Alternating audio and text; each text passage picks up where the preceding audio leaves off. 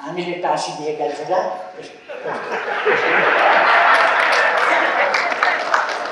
हामी टाँसिदिएका जग्गा अलिक दिनपछि त्यो जुन हामी मन्त्री प्रधानमन्त्री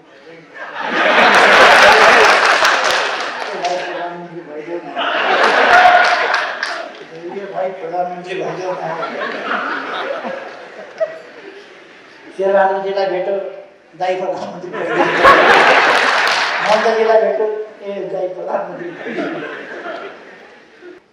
केपी ओलीले टिकट दिएन भने चिन्ता नगर्नुहोस् म दिन्छु टिकट त बस पार्कमा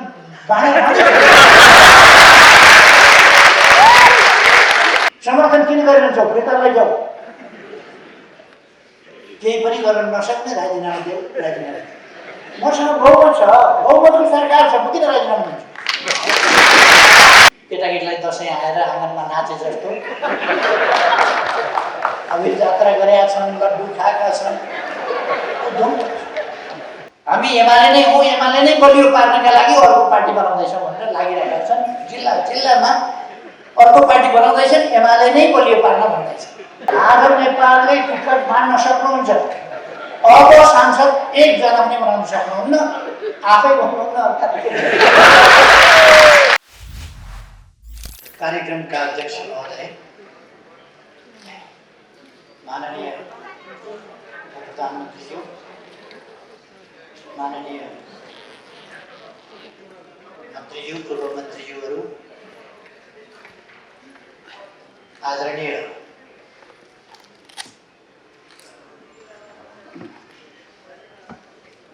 भर्खरै सम्मानित हुनुभएका विद्वान मन्दान प्रसिद्धज्यू मञ्चमा आसीन विशिष्ट व्यक्तित्वहरू महानुभावहरू र यस आन्दोलनका अगुवा जातीय मुक्ति आन्दोलनका अगुवा सामाजिक न्याय र समानताको आन्दोलनका अगुवा सम्पूर्ण उपस्थित साथीहरू दिदीबहिनी तथा दाजुभाइ आज तपाईहरुको यो बृहत राष्ट्रिय भेला यहाँ आयोजना भइरहेको छ म यस भेलाको उपलब्धिपूर्ण भव्य सफलताको निम्ति हार्दिक शुभकामना भन्न चाहन्छु हामीले सामाजिक जागरणको क्षेत्रमा उत्पीडन विरुद्ध अन्याय र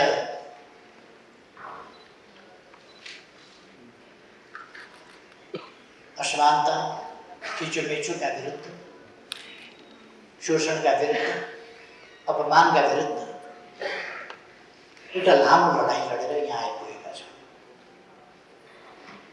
यहाँसम्म आइपुग्नका लागि जातीय उत्पीडन विरुद्ध विभिन्न ढङ्गले विभिन्न समयमा योगदान गर्ने हाम्रा तमाम अग्रजहरूप्रति म हार्दिक सम्मान अर्पण गर्न चाहन्छु। यस आन्दोलनका निम्ति बलिदान हुने साथीहरूप्रति सम्मान व्यक्त गर्न चाहन्छु र सबैको योगदानको यस अवसरमा कदर गर्न चाहन्छु।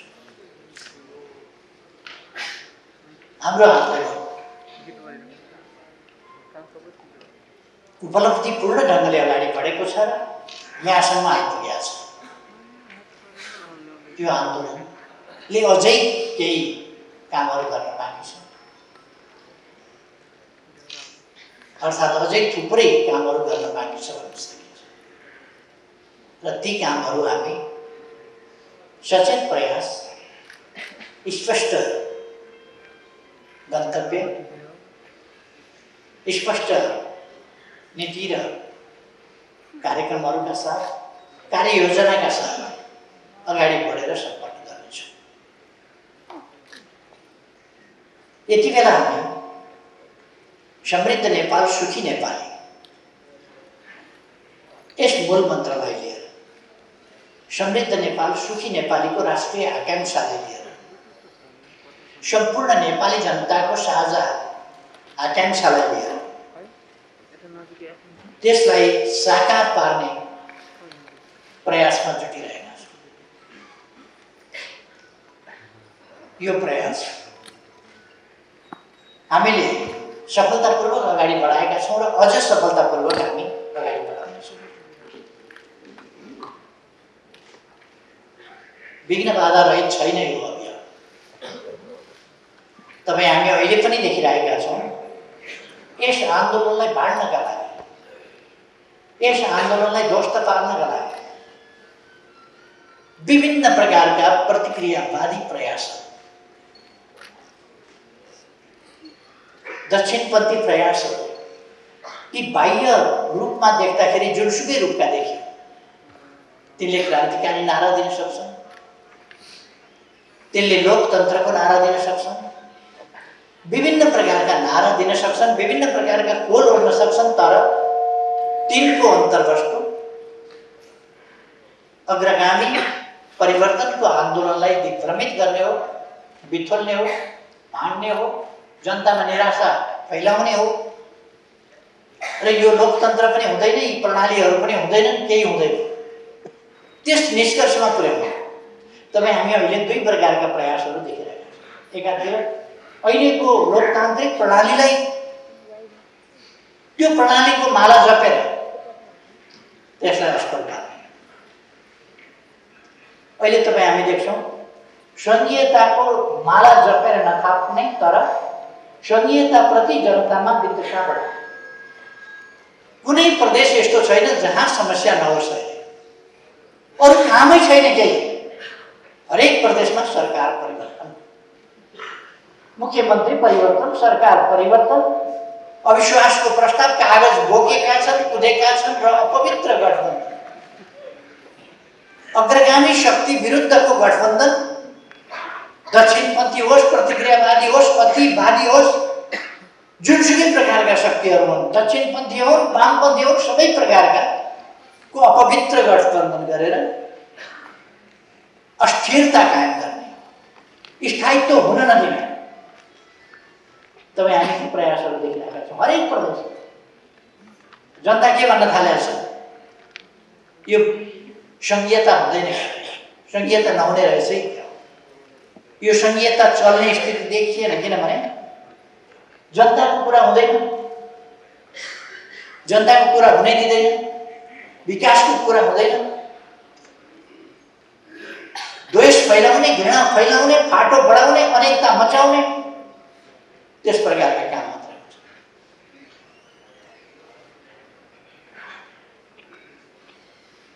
एउटा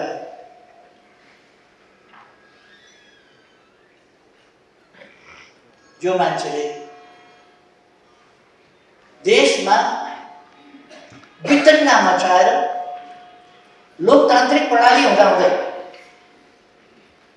लोकतान्त्रिक प्रणालीलाई फाल्छु भनेर दक्षिणपन्थीसँग साँठगाँठ गर्ने, लोकतान्त्रिक र वामपन्थी शक्तिहरूको खेदो खनेर तिनीहरूलाई मार्ने, तिनीहरूलाई ध्वस्त पार्ने, तिनका विरुद्ध हमला केन्द्रित गर्ने, उग्र वामपन्थी र दक्षिणपन्थी मिल्ने, त्यो हामीले देखेका। त्यस्तै व्यक्तिहरू अहिले एउटा ठुलो सपना देखेका थिए। मैले एकता र एकीकरणको लागि वामपन्थी आन्दोलनलाई एकजुट बनाउनु पर्छ भनेर प्रयास गरेँ, चुनावी तालमेलबाट प्रयास गरेँ, पार्टी एकीकरणबाट प्रयास गरेँ, एकताबद्ध बनाएर लाने प्रयास गरेँ। त्यसका निम्ति जति जसलाई भाग चाहियो त्यति दिएर प्रयास गरेँ। तर दिइसकेपछि कोही मानवले भस्मासुरलाई वरदान दिए जस्तै मैले बहुमत दिएँ, बहुमत दिएपछि खोइ यो बहुमतको प्रयोग गरेर टाउमा हात राख्नु भनेर महिलाई साधारण सदस्य पनि नरहने गरी पार्टीबाट निकालेको तपाईँले सुन्नुभयो होला। मैले नै त्यो सब गरेँ। मैले नै अगुवाई गरेर पार्टी एक ठाउँ ल्याएँ, तर उनीहरूलाई चाहिएको रहेछ बहुमत। मलाई चाहिएको त एकता थियो।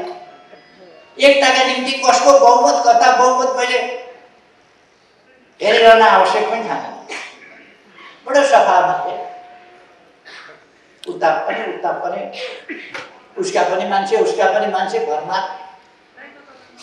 भरे त मेरे टाउकामा पो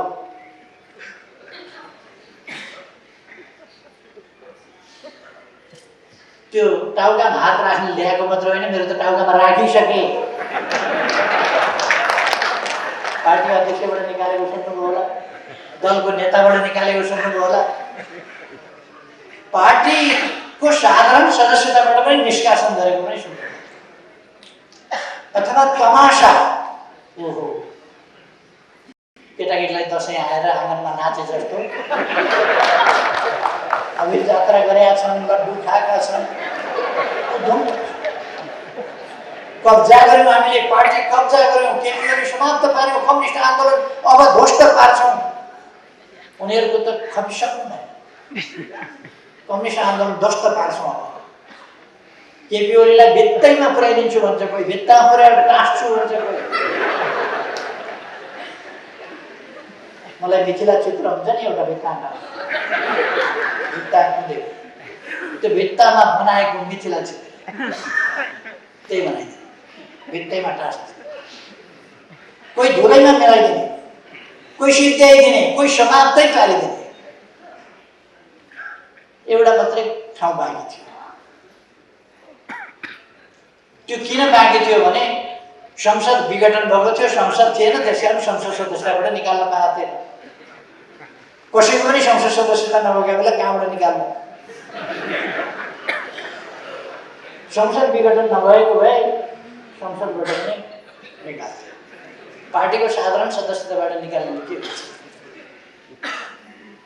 फेरि तिनै मान्छेहरू के भन्छन्? कब्जा गर्ने भनिएका थिए अनि एकता पार्टीका सही कार्यकर्ताहरूलाई सबैलाई ठिलठिलो बनाउने, निकाल्ने, फ्याँक्ने, उत्पात मचाउने। ओहो, गुडगुडी कस्तो थियो, कबड्डी खेले जस्तो। यी सबै के हुनु भने हाम्रा लागि नयाँ कुरा हो, हाम्रा लागि नयाँ कुरा होइन। मैले विगत 55-56 वर्षमा 55-56 वर्षको राजनीतिक इतिहास, आफ्नै अनुभव, आफ्नै भोगाइमा यस्ता हमलाहरू आइरहन्छन्, यस्ता उतार चढाव भइरहन्छन्। हामी यत्तिकै आन्दोलन अगाडि बढाएका छैनौँ। हामीले सुरु हाइवेबाट अगाडि बढ्न पाएका होइनौँ। कहिले उकाली चढ्नु पर्यो, कहिले ओह्राली चढ्नु पर्यो, कहिले पछारिनु पर्यो, कहिले विभिन्न खालका कुराहरू, कहिले जेल पर्नु पर्यो, कहिले कुटाइ खानु पर्यो, कहिले जेल फोडेर निस्किनु पर्यो। यस्ता अनेक खालका उतार चढावहरू र कठिनाइहरू हामीले झेलेर आएका छौँ। अहिले पनि कठिनाइहरू छन्, व्यवधानहरू छन्। पार्टी फोड्नका निम्ति एकथरी तत्त्वहरू हामी एमाले नै हो, एमाले नै बलियो पार्नका लागि अर्को पार्टी बनाउँदैछौँ भनेर लागिरहेका छन्। जिल्लामा अर्को पार्टी बनाउँदैछन्, एमाले नै बलियो पार्न भन्दैछ। पार्टी फुटाउने मलाई निकाले, ईश्वर पोखरेललाई निकाले, अरू साथीहरू निकाले, केही नसकेपछि अहिले 4 जना साथीहरू निकाले। हामी त निकाले ठाउँबाट फेरि उहाँले हटाएको भनेको बदर गरिदियौँ हामीले। अहिले 4 जना साथीहरू फेरि हटाए। अब आज अर्को पनि घोषणा गर्छन्। एक ठाउँ मात्रै होइन, उनीहरू प्रदेशमा पनि अशान्ति, हरेक ठाउँमा अशान्ति।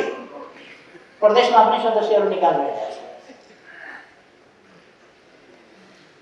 ठिक छ, अहिलेसम्म उनीहरूको हामीले जिताइदिएका सदस्य छन् निकाल्न अहिलेसम्म। अबको चुनावबाट एउटा आउँदैन के निकाल,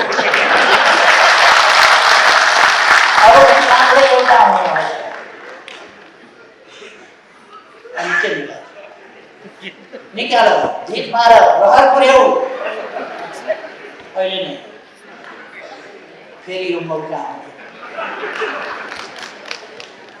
हामीले जिताइदिएका थियौँ र अलिकति सदस्य छन् निकाल्न पाइन्छ। हामीले टाँसिदिएका जग्गा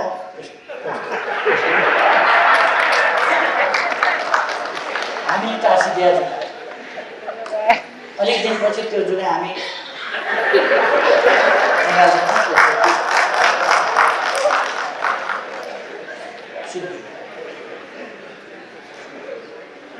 फेरि उनीहरू मान्छे निकालेछन्, कारवाही गरेछन्, सिद्ध्याउँछौँ भनिरहेका छन्। तपाईँहरूले सुन्नुभयो होला, नेकपा एमाले बाहेक सबैसँग मिल्ने, थाहा पाउनुभयो नि, कोसँग चाहिँ नमिल्ने भन्दा कम्युनिस्टसँग नमिल्ने, वामपन्थीसँग नमिल्ने, देश बनाउनेसँग नमिल्ने, अनि उस्तै उस्ताहरू मिल्ने, विभिन्न रङका तर एउटै। कुखुराको कोही भाले रातो हुन्छ, कोही भाले कालो हुन्छ, कोही भाले छिर्के मिर्के हुन्छ, तर कुखुरैको भाले यी सबै जो मिल्ने भनेर कुदिरहेका छन्। यी छिर्के मिर्के विभिन्न रङका मतलब एउटै जातका, त्यो थाहा पाउनुहुन्छ। यिनको उद्देश्य एउटै छ, कम्युनिस्ट आन्दोलन समाप्त थालेका देशै ध्वस्त पार्नबाट थियो, देशै ध्वस्त पार्नबाट थालेका थियो। त्यहाँबाट हामीले जोगाउँदै जोगाउँदै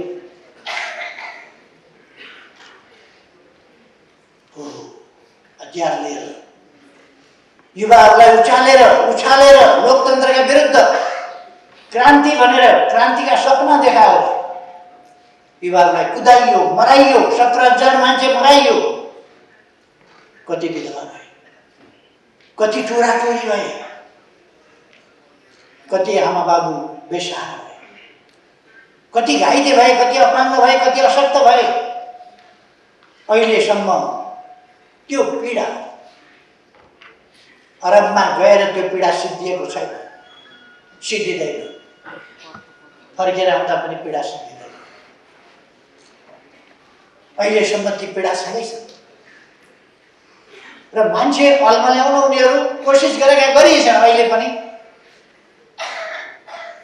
मैले आफ्नाहरूलाई छोडेछु, गल्ती गरेछु, मैले आफ्नाहरूलाई छोडेर अरूसँग मिलेर जाँदाखेरि अहिले झन्डै 2/3 पार्टी फुटाएर यो पार्टीको सरकार ढाल्नलाई कांग्रेसका बिन्ती पत्र लिएर जाँदाखेरि आफ्नो छोडियो कि छोडिएन, अन्त गइयो कि गइएन।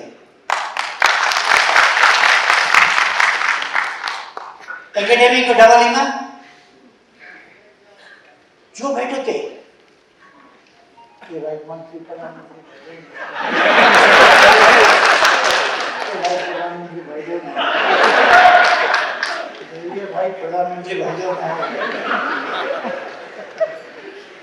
शेरबहादुरजीलाई भेटो, दाई प्रधानमन्त्री मन्त्रीजीलाई भेटो, ए दाई प्रधानमन्त्री,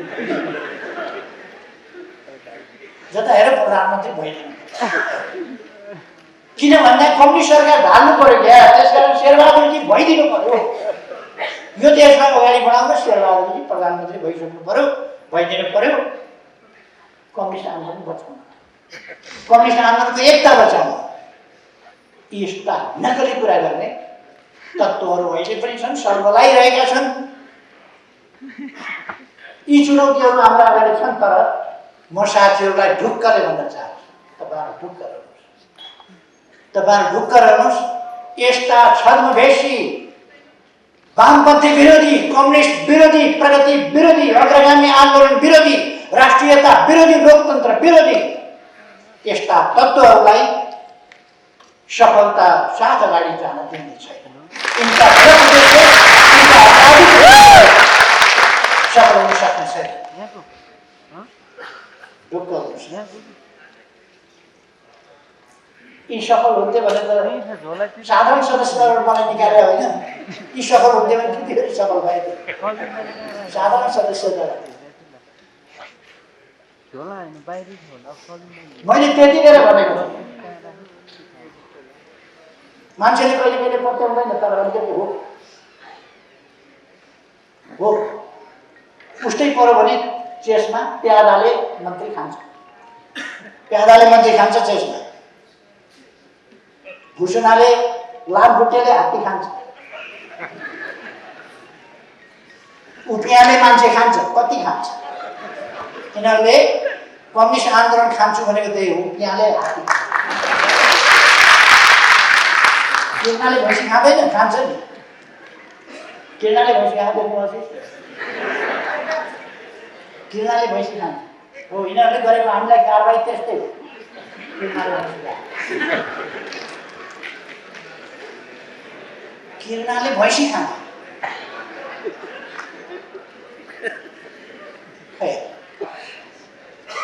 मनको यिनको रहर हो, तर हामी किर्नाकै ठाउँमा हुन्छ, भैँसी भैँसीकै ठाउँ।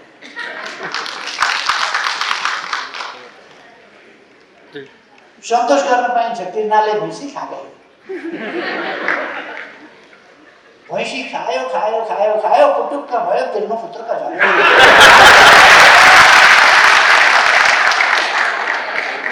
भैँसी खायो पुटुक्क भयो,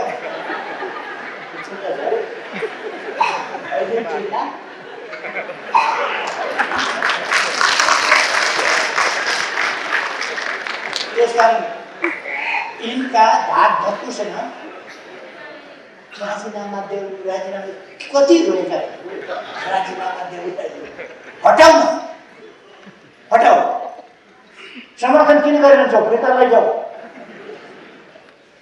केही पनि गर्न नसक्ने राजीनामा देऊ, राजीनामा। मसँग बहुमत छ, बहुमतको सरकार छ, म किन राजीनामा दिन्छु।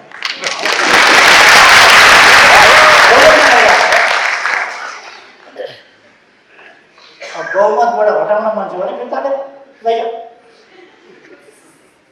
चाहिए छैन तिम्रो समर्थन, लैजाऊ।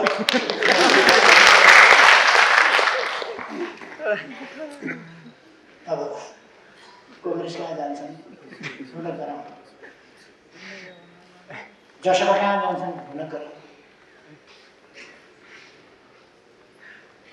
अनि एउटा अल्लाह फेरि आउँछ,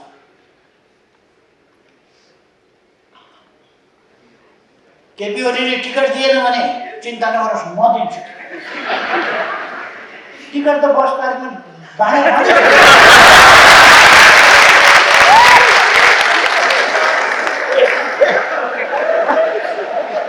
आज नेपालले टिकट मान्न सक्नुहुन्छ। अब सांसद एकजना पनि बनाउन सक्नुहुन्न, आफै बनाउनुहुन्न।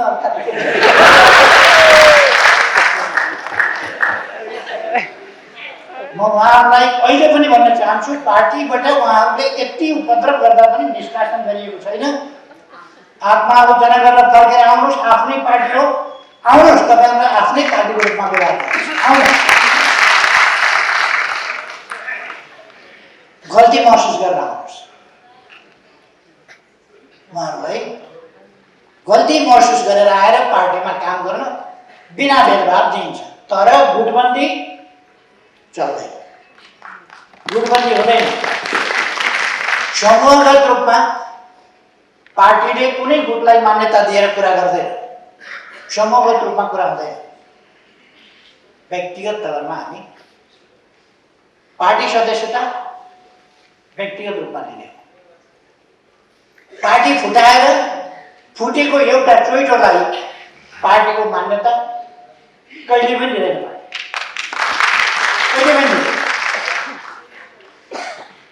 व्यक्तिगत तवरमा माधव नेपालजी आएर पार्टीमा काम गर्छु भन्नुहुन्छ भने अहिलेसम्म गरेका अपराधपूर्ण क्रियाकलापको क्षमायाचना गर्नुहोस्, मसँग पर्दैन। यता फर्केर पर्दैन, त्यहाँबाट उता फर्केर जनतातिर फर्केर गर्नुहोस्, नेपालभरिका देशभक्तहरूतिर फर्केर गर्नुहोस् आत्मालोचना। परिवर्तन चाहने जनतामाथि, विकास चाहने जनता, उहाँमाथि गरेको षड्यन्त्रका विरुद्ध जनता सचेत भइसकेछ। मेरो केही लागेन, गल्ती महसुस गर्छु, क्षमा याचना गर्छु भन्नुहोस्, आउनुहोस् काम गर्नुहोस्, जर्लाजी काम गर्नुहोस्।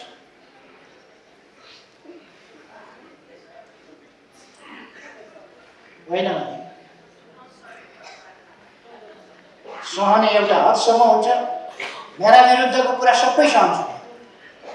मेरा विरुद्धको मैले उहिले पनि एकपल्ट भनेको थिएँ, मेरा विरुद्ध जे गर्नुहोस् सहन्छु। गाली गर्नुहोस्, मुख छाड्नुहोस्, छाड्नै गएको छ, गाली गर्नै गएको छ, गर्नुहोस्। तर पार्टीलाई ध्वस्त पार्न खोज्नुभयो भने बगिनी तबसम्म चुप हुन्छ जबसम्म डम्बरुमाथि खतरा हुँदैन। पार्टीमाथि धावा बोल्नुभयो भने ठिक लगाइन्छ। पार्टीमाथि धावा बोलिरहनु भएको छ, तर म सीमा हेरिरहेको छु। तपाईँहरूलाई मात्रै निष्कासन गर्न आउने होइन, हामीलाई पनि निष्कासन गर्न आउँछ भन्ने सम्झना राख्नु। खैर, म यो के प्रसङ्गमा मात्रै भन्दै थिएँ भने हाम्रा अगाडि चुनौतीहरू छन्, जनताहरूमा ल्याउन खोज्ने तत्त्वहरू छन्, जनताको शक्तिलाई तहस नहस पार्न खोज्ने शक्तिहरू छन्। अस्तिको दिन प्रचण्डले भनेको सुन्नु भएन? सबै मिलेर केपी ओलीलाई हराउँछ। एकले त च्याउँदै नच्यायो। हामी एक्लै कोसँग मेल आउँछ, एक्लै लड्छौँ, एक्लै चुनाव लड्छौँ, एक्लै सरकार बनाइन्छ। जनताको भोट, जनताको अभिमतले हामीसँग लड्ने एक्लै कसैले पनि नचितायो हुन्छ नेपाल। ठिक गर्नु प्रचण्डले कहिले कहिले साँचो कुरा बोल्नुहुन्छ कि सबै मिलेर एमालेका विरुद्ध लड्छौँ भने ठिक हो, गर्नै त्यसै पर्छ। एक्लै नचितायो हुन्छ, सबै मिलेर। देशभरिका जनता एकजुट हौँ, देशभरिका प्रतिक्रियावादी पनि एकजुट गरा।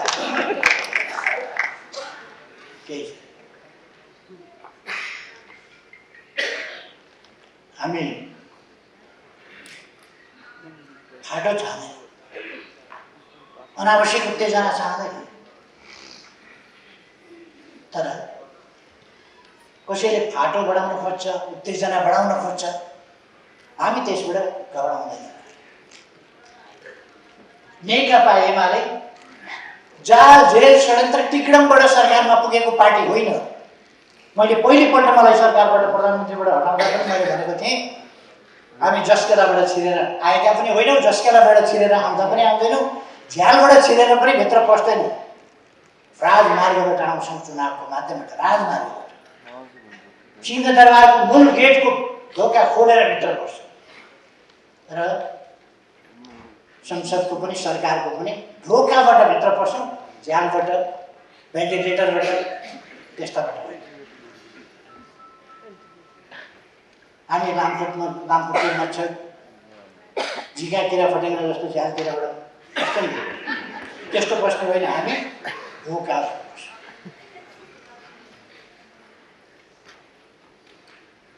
अहिले कस्तो छ?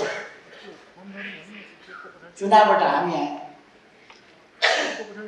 जाल जेल टिक्न नेताको गोटी उता साह्रो, उता गोटी उता साह्रो गरेर सरकार बनाउने खेल चलिरहेको छ, खेल चलिरहेको छ। प्रतिनिधि सभालाई बन्द बनाइएको छ। प्रतिनिधि सभालाई पहिलो दिन संविधान सभामा पेश गर्नुपर्ने अध्यादेशहरू सभामुखले पेश गर्न दिनु भएन।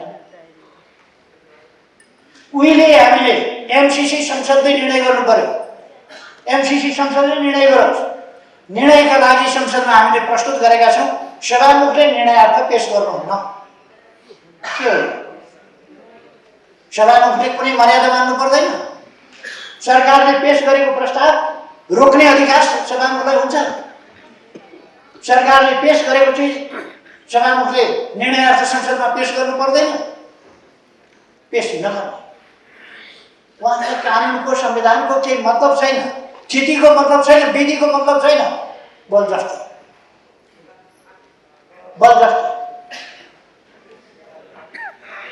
नेपाली कङ्ग्रेस एक शब्द बोल्न सक्छ? अहिलेको सरकार प्रतिगामी भयो अरे, तानासा भयो अरे।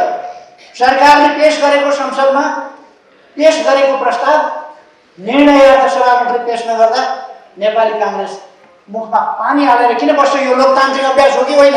किन बोल्दैन? बोल्नुहोस् नेपाली काङ्ग्रेसका नेताहरू, बोल्नु। किनभने त्यहाँ साँठगाँठ खोजिरहनु भएको छ। साँठगाँठ खोजिरहनु भएको छ। साँठगाँठको भर्याङ चढेर, जनताको अभिमतबाट होइन, साँठगाँठको भर्याङ चढेर सरकारमा पुग्न खोजिरहनु भएको छ। त्यसका बोल्नु सक्नुहुन्न? किन भन्नुहुन्न? सरकारले संसदमा पेश गर्यो प्रस्ताव, हिजो त सम्झौता त हामीले गर्नुभएको थियो। नेपाली कङ्ग्रेस र माओवादीको संयुक्त सरकारले त्यो निर्णय गरेका थियो। हामीले संसदमा पुर्यायौँ। उहाँहरूलाई के गाह्रो पर्यो? निर्णय सभामा पेश नगर्ने अनि कोही पनि नबोल्ने।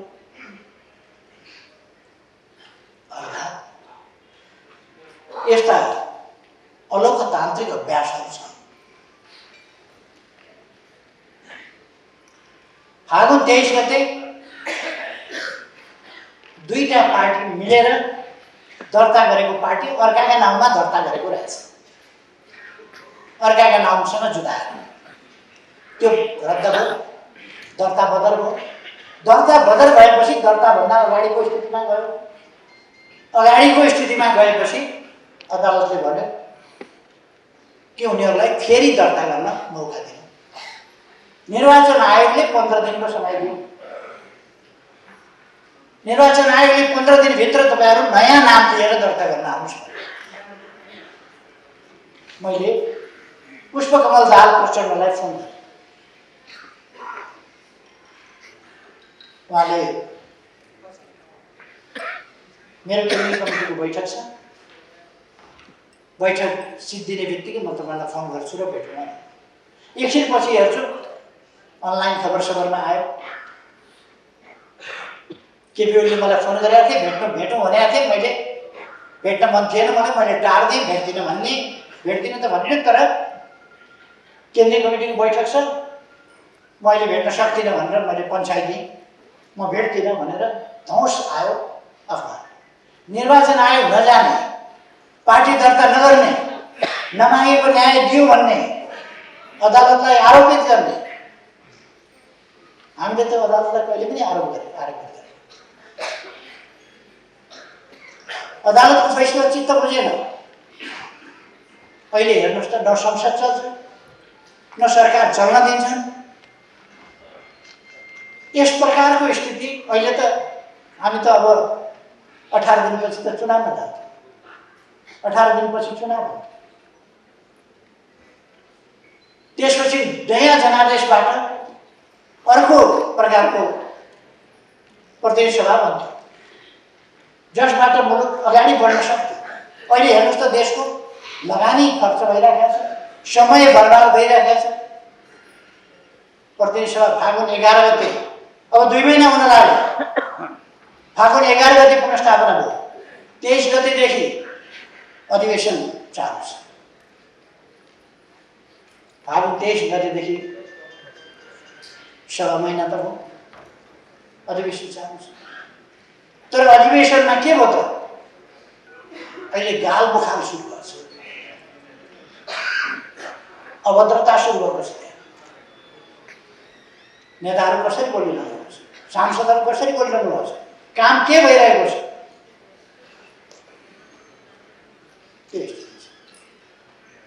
त्यसले अस्थिरता ल्यायो। नयाँ सरकार बन्न सक्ने अवस्था छैन।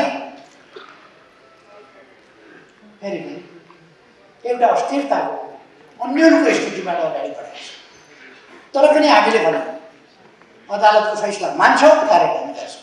हामीले अदालतको फैसला मान्यौँ, कार्यान्वयन गर्यौँ। हाम्रो कुरा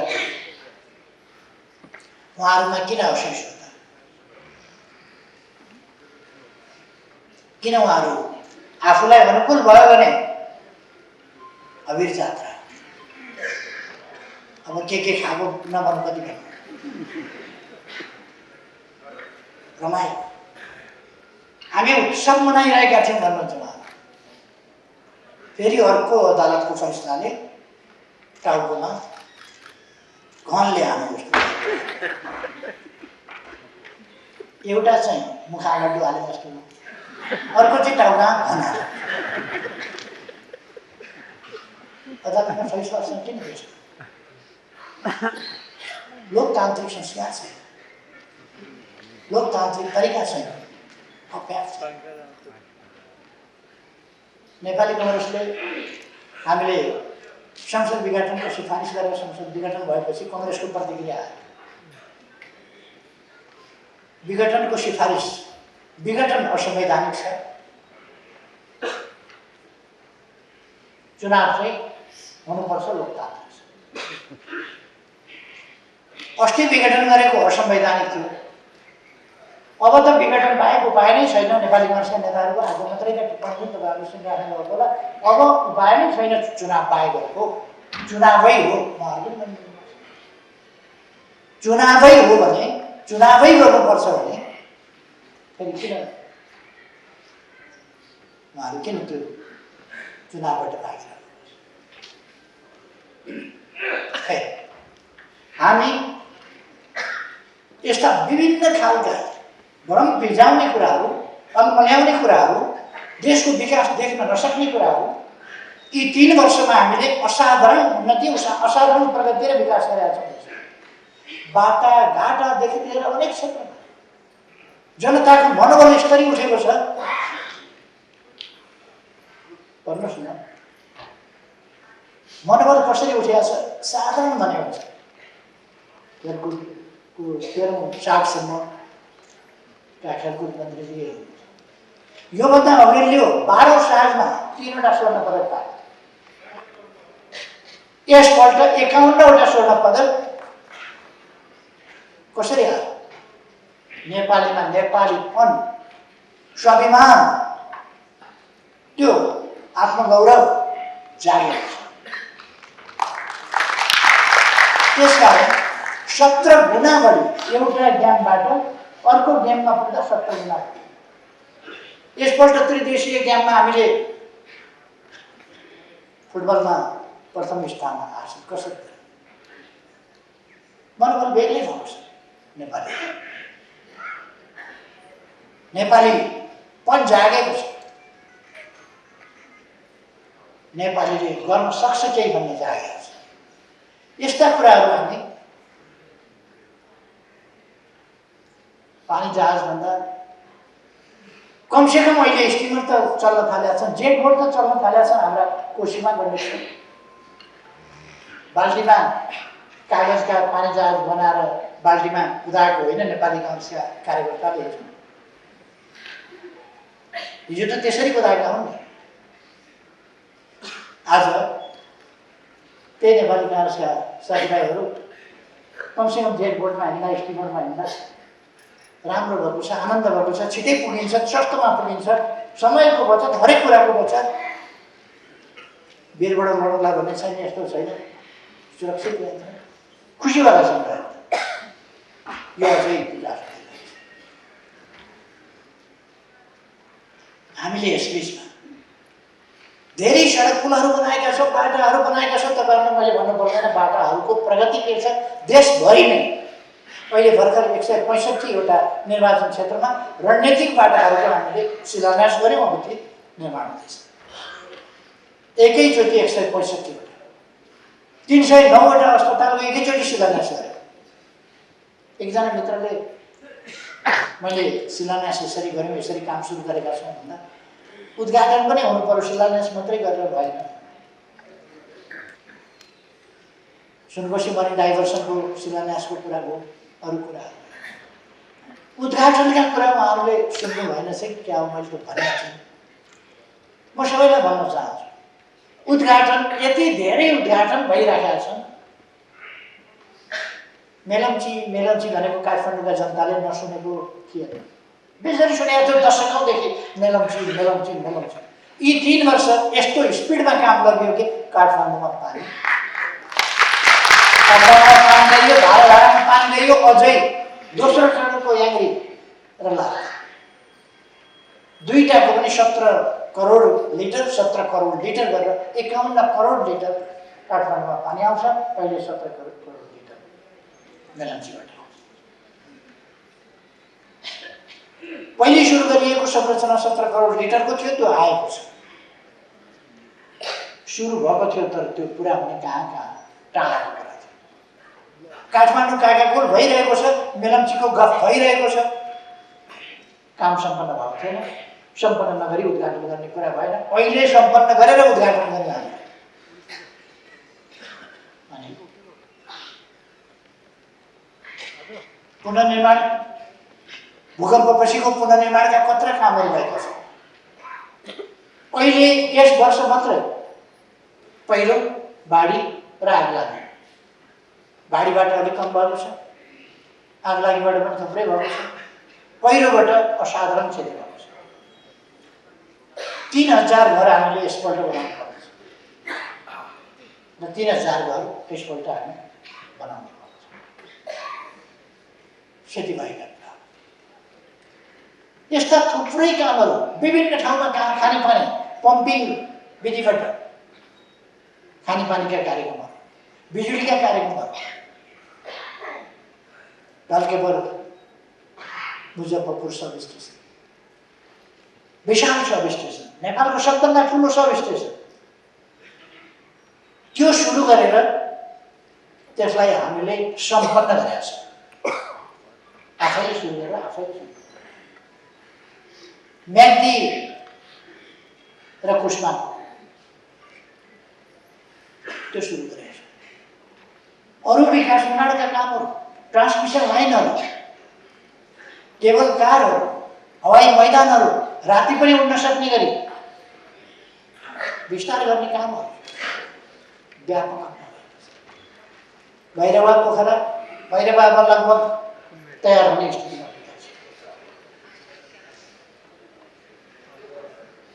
राम अबर पर्यो भने सम्झिने राम, मान्छे अबर पर्यो भने राम राम, बित्यो भने राम राम भन्ने राम कहाँ हुन्, कहाँ जन्मिया हुन् थाहा थिएन। अहिले त नेपालमै राम जन्मिया थाहा थियो र त्यहाँ अब विशाल मन्दिर हुनुहुन्छ। यसरी कति विकास निर्माणका थुप्रो कामहरू भएका छन्।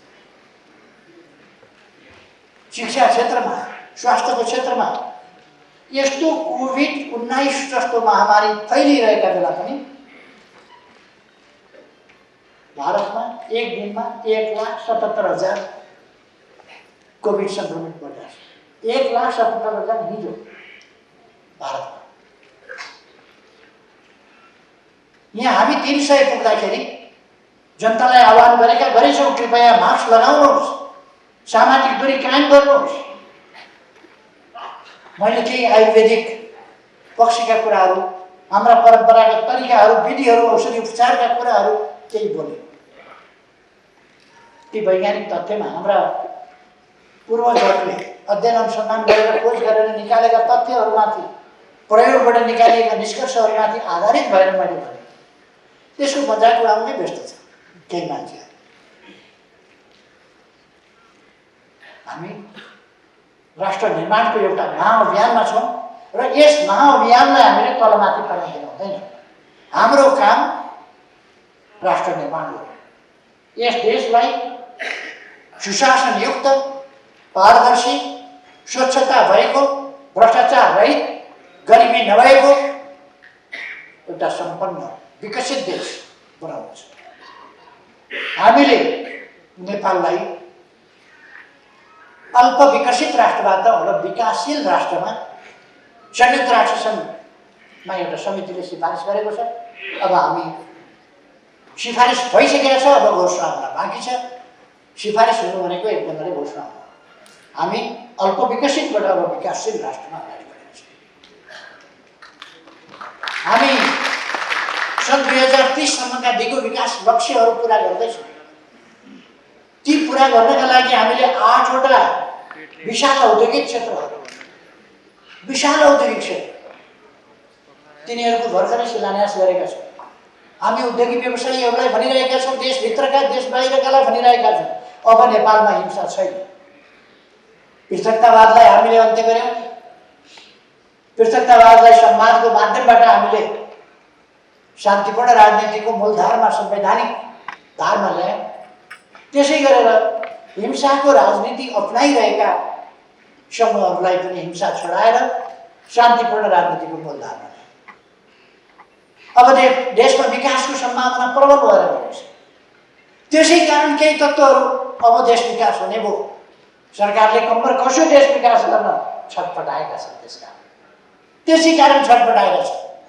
कतिलाई लागेको छ देश विकास भयो भने प्रधानमन्त्री केपी ओली छ, उसलाई जस चाहिन्छ। मलाई जस चाहिएको छैन, देश विकास चाहियो। जसका लागि म पुगेको छैन। देश विकास हुनु पर्यो। मेरो सङ्कल्प, मेरो उद्देश्य, मेरो कर्तव्य भनेको देश विकास हो। देश विकासको यस गतिलाई, यस अभियानलाई कसैले रोक्न सक्दैन, रोक्न दिनु हुँदैन कसैलाई, र हामीले यसलाई सुरक्षित ढङ्गले अनवरत अगाडि बढाउनुपर्छ। अहिले यो सरकार फेरि हाल्नु पर्ने न फेरि नहुने के भयो? छँदाको 2/3 लगभग 2/3 2-3 भोट 4 भोटमा पुग्यो। 2/3 सरकार ढालेर, आफ्नै 2/3 सरकार ढालेर अनि नेपाली काङ्ग्रेसका हल बाँधेर प्रचण्ड र माधव नेपाल प्रधानमन्त्री खाइदिनुहोस् भनेर जानुको कारण के? आफ्नै सरकार ढाल्ने, वामपन्थी सरकार ढाल्ने अनि सुदृढ सरकार ढाल्ने, मिर्जाफरहरू हुनेहरू, मिर कासिमहरू हुनेहरू, अन्तर्घातीहरू हुनेहरू, भित्रबाट आन्दोलनलाई ध्वस्त पार्ने तत्त्वहरू हुनेहरू, यी तत्त्वहरू पार्टीमा छइन्ज्या 3 वर्ष काम त हामीले गऱ्यौँ। कसरी गऱ्यौँ? हिँड्न खोज्यो भने यताबाट खुट्टो समातेको छ, यताबाट खुट्टो समातेको छ, यताबाट दौरा फेरि समातेको छ, यता कोट आएको छ। हिँड्दैन, काम गर्नै नदिने, अगाडि बढ्नै नदिने, न्यु खोजिया छ। तपाईँहरूले सुन्नुभयो, सधैँ बैठक बोलाइपाउँ। मलाई भनेको छैन बैठक बोलाइपाउँ, निवेदन चाहिँ पत्रिकामा देख्छु। बैठक बोलाइपाउँ, छलफल हुनु पर्यो। छलफल म त हैरान के भयो भने छलफल बाहेक के भन्दै बिहानदेखि बेलुकासम्म बस्यो छलफल, बिहानदेखि बेलुकासम्म बस्यो छलफल के को भन्दा मेरो त कुर्सी नै उडाइदिएछ। म हस्पिटलबाट ट्रान्सप्लान्ट गर्न आएँ, नजिकै बस्न मिल्दैन। मलाई इम्युन सप्रेस गरेर हुनाले नजिकै बस्न मिल्दैन थियो। त्यसकारण सेक्युरिटीले कुर्सी अलिक पर लगिदिएर कुम जोडेर मसँग बस्न पाइनँ भनेर को कुम जोडेर बस्न दियो, कुर्सी पर सारिदिएछ। त्यसैमा आज एक दिन पनि त्यसैमा, भोलि पनि त्यसैमा, यसमा छलफल हुनु पर्यो भन्छ न। त्यो बाबु उठेर सारा बसे भइगयो, कति छलफल गर्छ? उठेर सारै बस्ने के छलफल, त्यसमा के चाहिएको छ? मैले त्यो त निर्देशन पनि दिएको होइन, मैले थाहा पनि पाएको होइन। छलफल गरेर के निस्किन्छ त्यसबाट? छलफल। पार्टीको काम छलफल भनेको किचकिच, छलफल भनेको किचकिच, त्यो किचकिच गर्ने मात्रै काम, सबै काम गर्ने।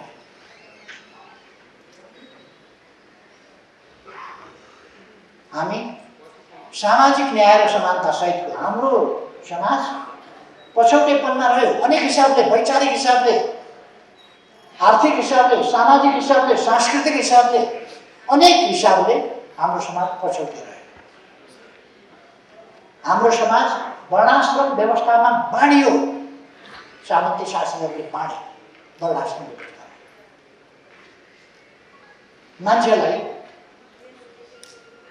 अछुत अपमान गरे।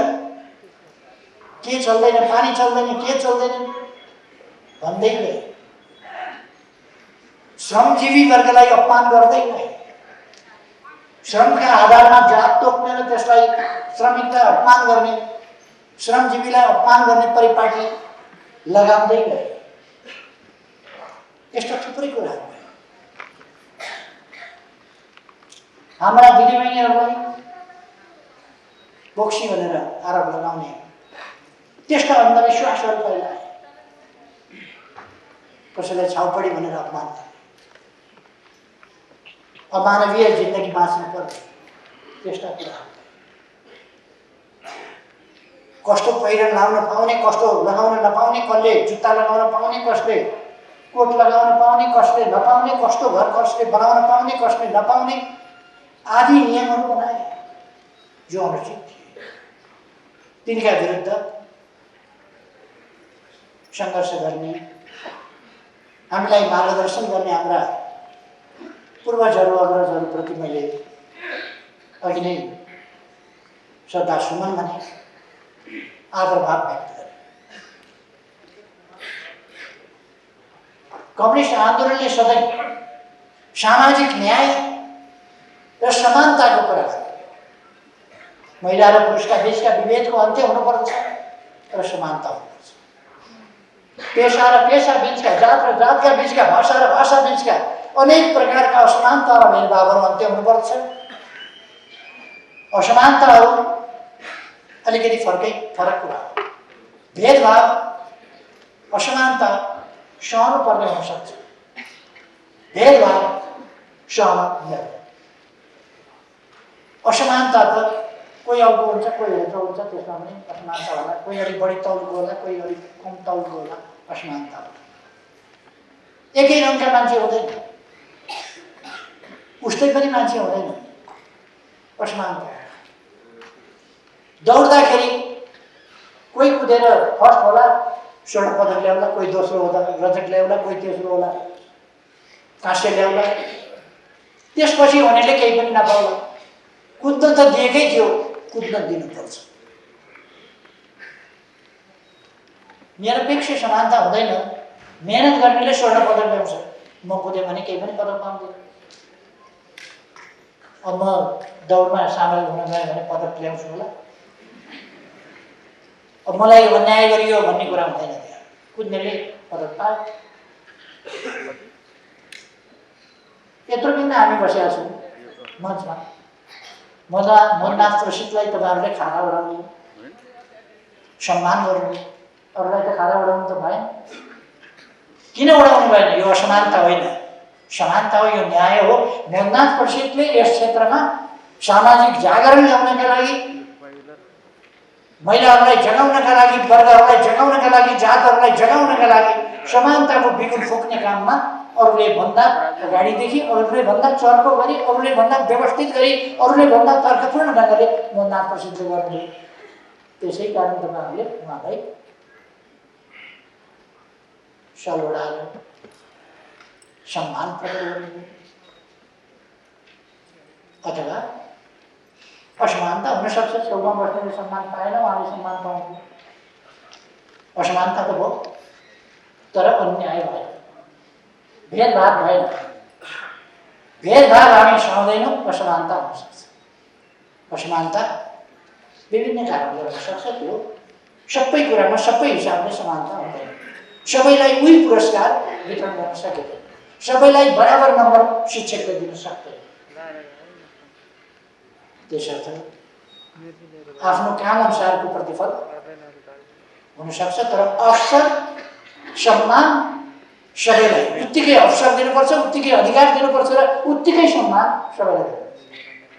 उत्तिकै अधिकार, उत्तिकै अवसर, उत्तिकै सुरक्षा, उत्तिकै सम्मान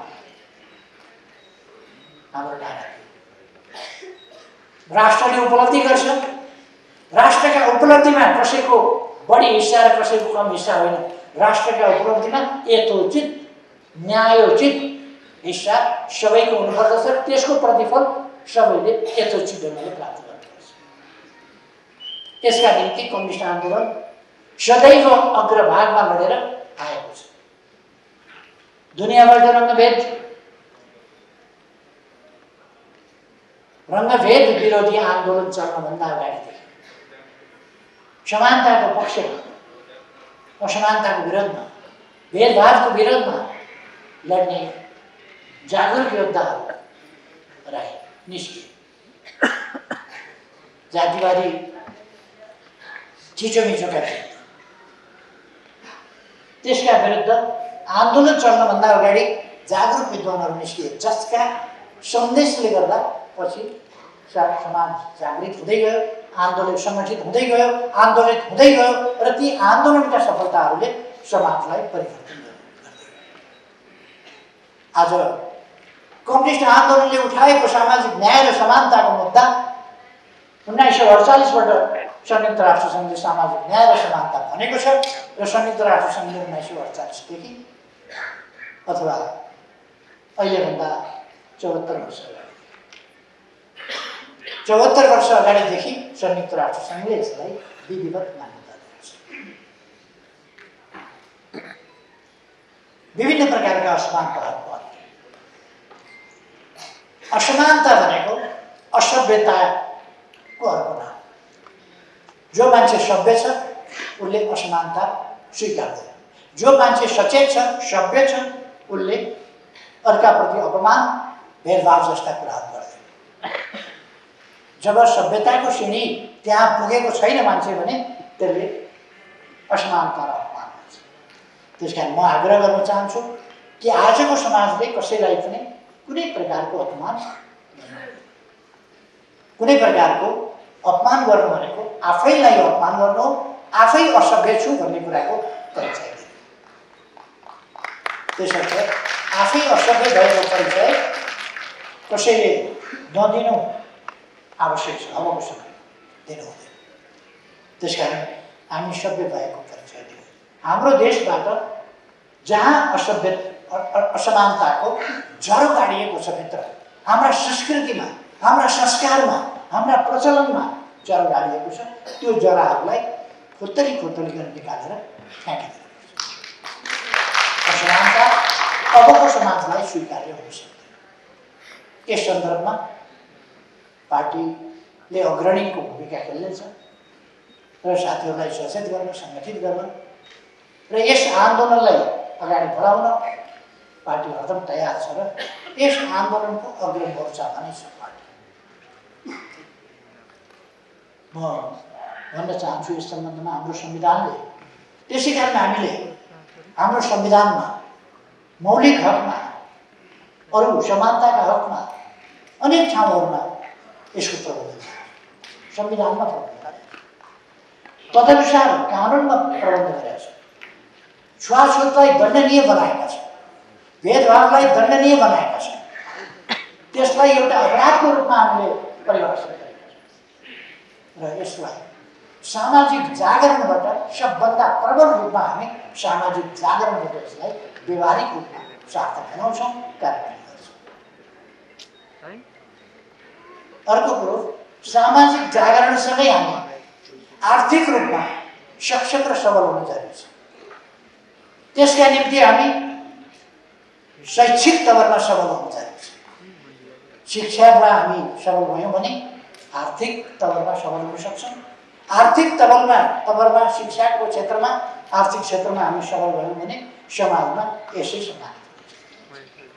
त्यसकारण समाजमा सम्मानित हुनका लागि हामीले शिक्षामा जोड दिने र आर्थिक हैसियत उठाउन जोड दिने, त्यसका निम्ति हाम्रा प्रयासहरू, सचेत प्रयासहरू हामीले अगाडि बढाउन जरुरी छ।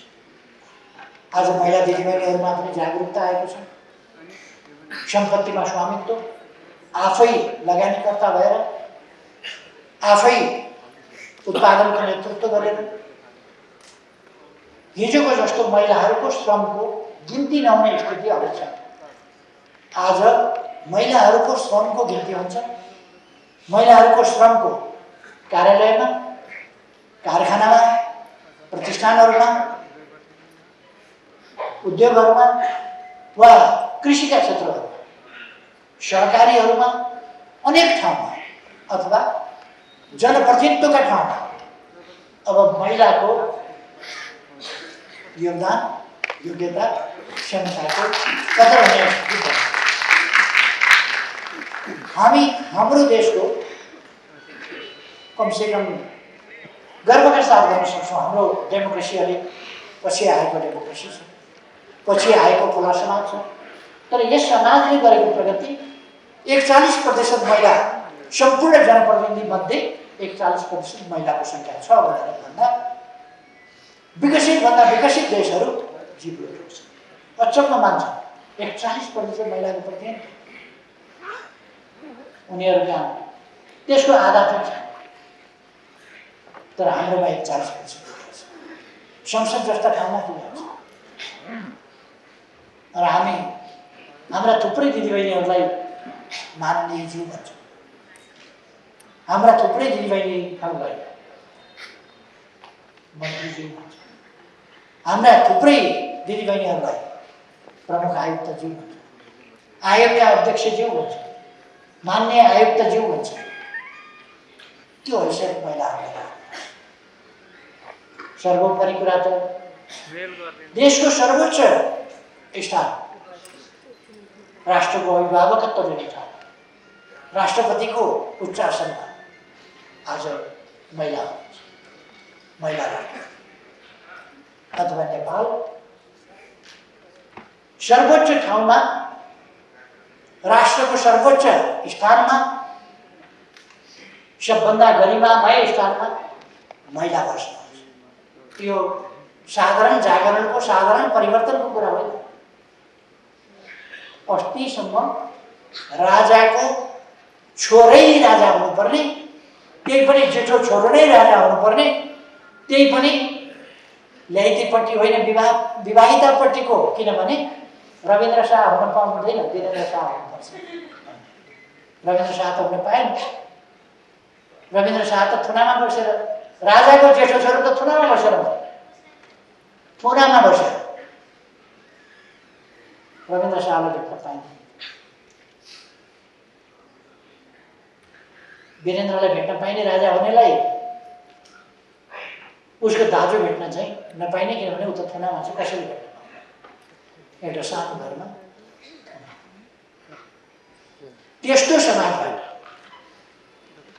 त्यस्तो समाजबाट आज गणतन्त्र मात्रै आएन। पहिलो राष्ट्रपति एकजना पुरुष हुनुहुन्थ्यो भने दोस्रो राष्ट्रपति महिला, अथवा गणतन्त्र नेपालमा दोस्रै राष्ट्रपति महिला। अझ त्यसबेला हाम्रो पार्टीका केही संकीर्ण चित्तवालाहरूले सानो चित्त नगरेको भए त्यति बेलै महिला राष्ट्रपति हुन्थ्यो, पहिले राष्ट्रपति। तर मानव नेपाल जस्ता सानो चित्त भएका त्यस्ता मान्छेका कारणले गर्दा हाम्रो पार्टीको राष्ट्रपति र महिला राष्ट्रपति पहिलोपल्ट भएन, दोस्रो पल्टलाई पर्खिनु।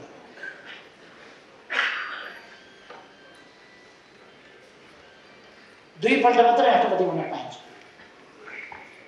र दुईपल्ट राष्ट्रपति भएको पहिलो राष्ट्रपति फेरि महिला राष्ट्रपति सम्माननीय विद्यादेवी। अर्थात् हाम्रो देशमा महिला जागरणको, महिलाप्रतिको सम्मानको भाव त्यसरी अगाडि बढेको छ। त्यसै गरेर अरू क्षेत्रहरूमा अगाडि बढेको छ। म साथीहरूलाई भन्न चाहन्छु, हाम्रो समाज अगाडि बढ्दैछ, अगाडि बढाउनुपर्छ र हाम्रो सपना, राष्ट्रिय सङ्कल्प, राष्ट्रिय सपना, राष्ट्रिय आकाङ्क्षा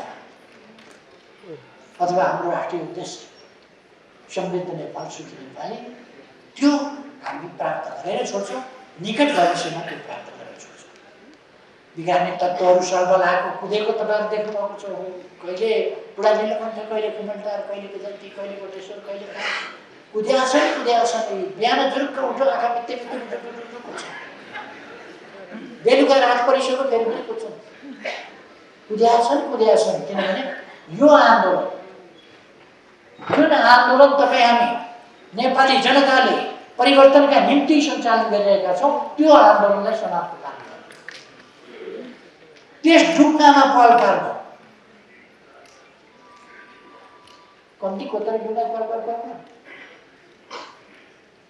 तर सुन्छु नमुक्यो अरे ढुङ्गा पर पऱ्यो। उनीहरूको नाम चाहिँ पत्र नमिल्यो। त्यही भएर अन्त पुगेको छ। कस्ता सपना देखाएको थियो। तपाईँहरूले सुन्नुभएको छ अस्तिका उनीहरूका भाषण। यी व्यवधान हामी पराजित गरेर यी व्यवधानलाई पछाडेर हामी अगाडि बढ्नेछौँ। साथीहरू ढुक्क हुनुहोस्, सचेत रहनुहोस्, अलमलमा नपर्नुहोस्। पार्टीले सही बाटोमा देश र जनताको नेतृत्व गर्छ, राष्ट्रिय सपना साकार पार्ने। तपाईँहरूको यस आन्दोलनमा पार्टीको तर्फबाट फेरि सुदृढ एकबद्धतामा जनाउन चाहन्छु र यस कार्यक्रमको, यस राष्ट्रिय मेलाको भव्य सफलता भइसक्यो भन्न चाहन्छु। तपाईँहरू सबैमा धेरै धेरै शुभकामना। कोभिडबाट सावधान रहनुहोला, मास्क लगाउनुहोला, सामाजिक दूरी कायम गर्नुहोला, अरू सरकारले भनेका मापदण्डहरू अपनाउनु होला। कोभिड सर्नै नपाओस्, आफूलाई पनि सर्न नपाओस्, अरूमा पनि सर्न नपाओस्, यसमा ध्यान दिनु। सबैमा शुभकामना साथ मलाई यहाँ आमन्त्रण गर्नुभएकोमा आयोजक साथीहरूलाई धेरै धेरै धन्यवाद। आफ्नो